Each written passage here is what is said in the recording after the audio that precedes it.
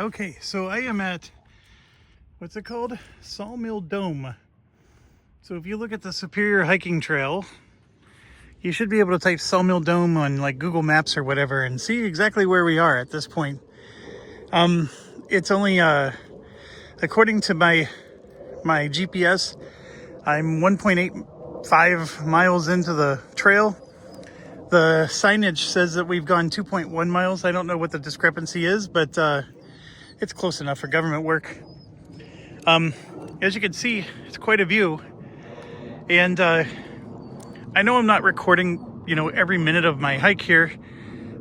All you're going to do is hear some fat guy breathing heavy. So I don't necessarily think that's entertainment or fun to watch. But the big thing here is, you can see how high up we are, right? So just use your imagination. We started at the bottom, and in less than 2 miles, we're up here. So the trail looks a lot like this, and something like right there.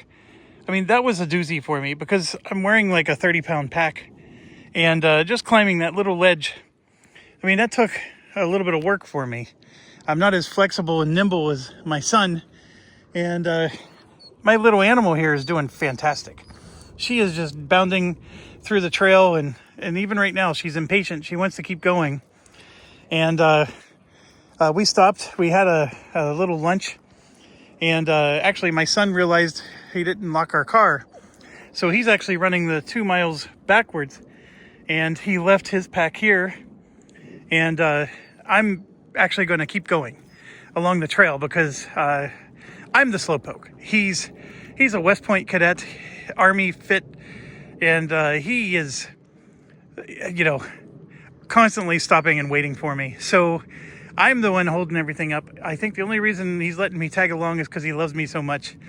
But anyways, he's going to go back, lock the door to the car, which probably would have been fine anyways. We're in the middle of a very nice part of Minnesota. We're not near Minneapolis like you see on the news where they burn down buildings just for the fun of it. But anyways, it's a fantastic view. Is it worth it?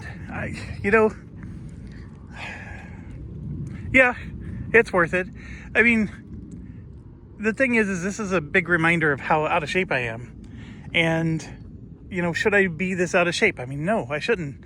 So it's worth it to do something like this, and then to do it again, and then do it again until I'm not stopping 30 times to catch my breath. But that's, it's a legit thing. I'm being very honest and transparent with you guys. No, I did stop 30 times, but I'm still here, like right here. I wasn't able to fake this. So, the thing is as long as you have patience and you forgive yourself, you got to forgive yourself. You got to make sure that you're not going to get blisters on your feet, because, injury like that is going to make this miserable. And, but you get yourself in some basic physical conditioning. I'm not prepared for this kind of climbing with 30 pounds on my back.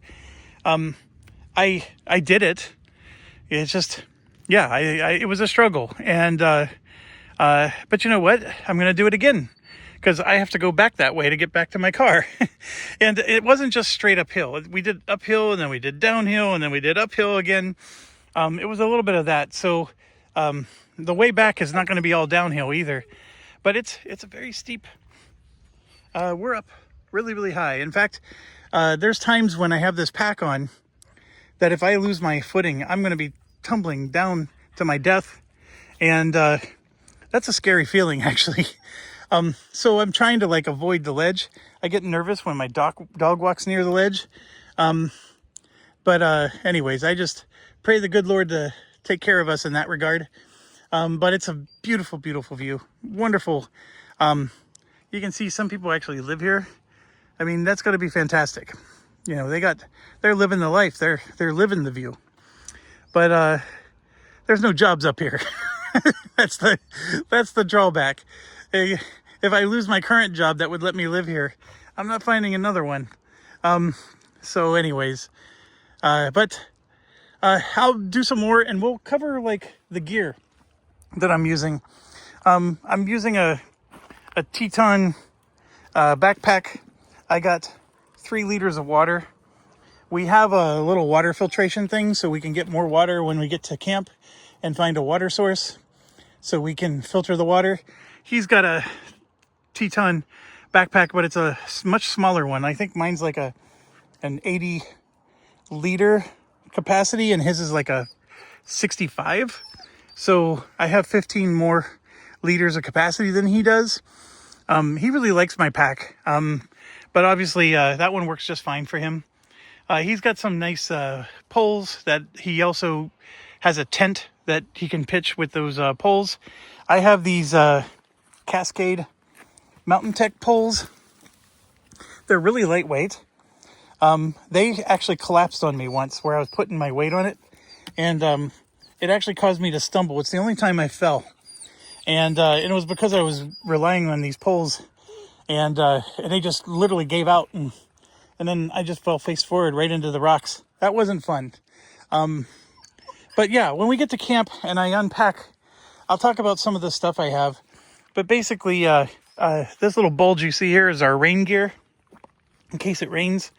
I do have, some things like toenail clippers, like some basic tools in case we need access to something like that.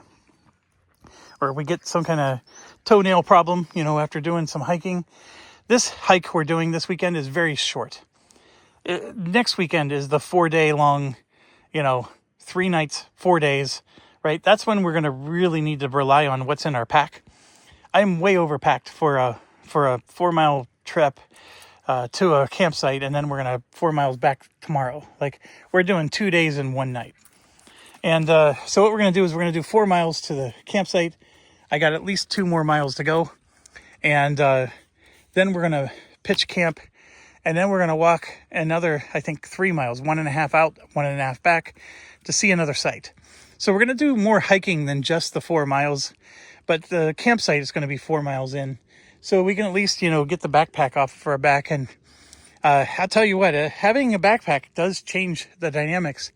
And you can see how steep this hill is. And you got to lean forward, or otherwise the backpack actually makes you want to fall backwards. That's a big deal.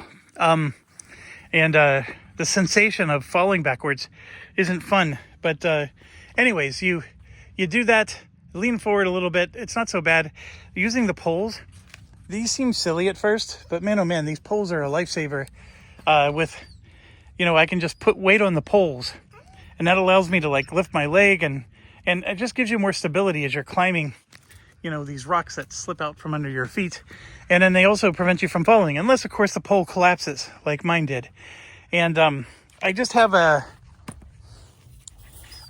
single, sorry, I'm getting bugs. I have a single latch. See, it comes out like that. That's the only thing that's preventing the pole from collapsing.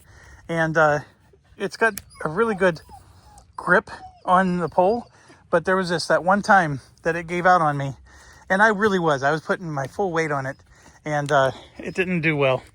Anyways, I got some bugs attacking me here, so I think I'm going to end it here. And my son's going to teach me how to stitch some videos together. When I do my YouTube channel, I just hit record and I don't stop, and I just load everything as one video. So this is a bunch of shorter videos. I'm going to have to figure out how to stitch them together for you. But I'm going to try to do that. And then, of course, my dog is impatient. She wants to go. She's not tired at all. So my snack, I brought some Reese's Pieces and some peanut butter filled pretzels. So they're little pretzel balls that have peanut butter in them. And oh man, she loves those things. That's what she's whining about. She wants more of those peanut butter pretzels. Anyways, one last look. Sawmill Dome. Really nice view. We came in from the north side. If you're looking at the map, we came in from the north side. So the trail obviously goes north to south. So coming in from the north, and we're heading obviously to a campsite to the south. And you could park at the south and come north. I mean, you go either direction to get here. But anyways, if you park, the nearest road, like I said, is according to the signage, 2.1 miles away. But anyways, awesome view. In fact, we ran into a couple that this is all they're doing today is they parked the car. They came up here and was having lunch with us, and now they're on their way back to the car, and that's their whole day, is they just came here for the view and turned around. So it's a cool, day trip opportunity. You don't have to camp overnight. Obviously, I'm camping overnight because really this is the practice run. And I got to prove to my son that I know what I'm doing and that I can survive the longer trip. Can I survive a longer trip with how out of breath I am? My answer is yes, but I tell you what, if we have a lot of hills like this, I'm going to struggle. When there's not a hill like this and it flattens out, I'm doing okay. I'm probably doing about 2 miles, actually better than 2 miles an hour. I know that's not anything to brag about, but for what we want to do, 2 miles an hour is plenty. I'm only going to be doing at most 8 miles a day on a longer trip. So I know some people do 16 to 20 miles a day. That's not me. And if you do a trip like this and you're a couch potato like me, I recommend strongly that you don't do more than 8 miles a day, 10 miles at most. And you set your goals shorter like that. So even when you're tired and these hills are kicking your butt, there's daylight from 7 a.m. until 10 p.m. here at Minnesota. So the summer solstice is right around the corner, and we have extremely long daylight right now. And if you do 1 mile an hour, you can get 8 miles in 8 hours. I mean, that's, very conservative estimate. I mean, on a paved road, even the most out of shape person can walk probably 2 miles an hour. And at most, I guess even 1 mile an hour is super easy to do. 40 minutes and for a 1 mile is, for a very slow pace. Anyways, all I'm trying to suggest is don't overdo it. Don't overplan if you're doing your first trip. If you're like my son who can like spring along these trails like it's nothing, yeah, plan 16 to 20 miles. And then for him, I slow him down. So he just has to remind himself that the goal of this trip is not to do miles. Anyways, thanks for watching. And as always, stay awesome. And I'm going to, as much as I enjoy my games, board games and otherwise, this is very awesome. So I'm glad I did it, and it's good for my heart, and I want to be alive for my kids too. So anyways, I encourage everybody, get out of your comfort zone. Do something you're not used to doing wherever you live. You probably have trails like this. You have views like this. Almost everywhere does. So plan for it, make a trip out of it, and do like those other people did, where this was just a one day. They came up here, had lunch, and then they're going back to their car. The camping overnight part makes it harder because now you got to add all this other stuff. So anyways, Sawmill Dome, awesome view. We'll see ya.